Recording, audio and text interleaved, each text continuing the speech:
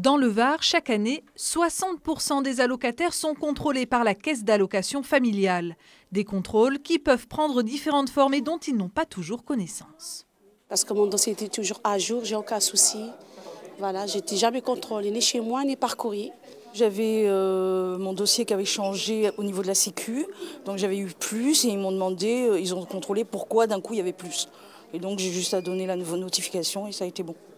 Dans cette salle, des agents recoupent les informations avec le concours de différents organismes, tels que par exemple Pôle emploi, les impôts ou encore les banques. J'ai fait le constat que monsieur n'a pas déclaré la totalité de ses revenus d'activité, ni de ses indemnités de chômage, ce qui m'a permis de chiffrer une créance de 3 885 € sur ce dossier.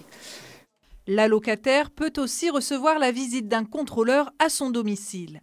Son dossier peut également être contrôlé de manière aléatoire par des logiciels informatiques. Autant d'outils et d'experts qui assurent un maillage plus efficace. Nos chiffres montrent qu'il y a de la fraude, mais c'est 0,6% de nos allocataires. C'est finalement assez faible, mais c'est déjà trop et il faut lutter contre ça. 2/3 des incohérences constatées sont involontaires, mais en cas d'erreur répétée, l'allocataire reçoit par courrier un avertissement. Nous observons que les personnes qui ont reçu cette lettre, dans ces circonstances, ne font plus d'erreurs et ne font pas de fraude. La prévention, comme à peu près tout en matière de protection sociale, c'est très important. En cas de fraude avérée, c'est un barème national de sanctions qui s'applique. L'an dernier, les contrôles de la CAF du Var ont permis de régulariser 20 millions d'euros.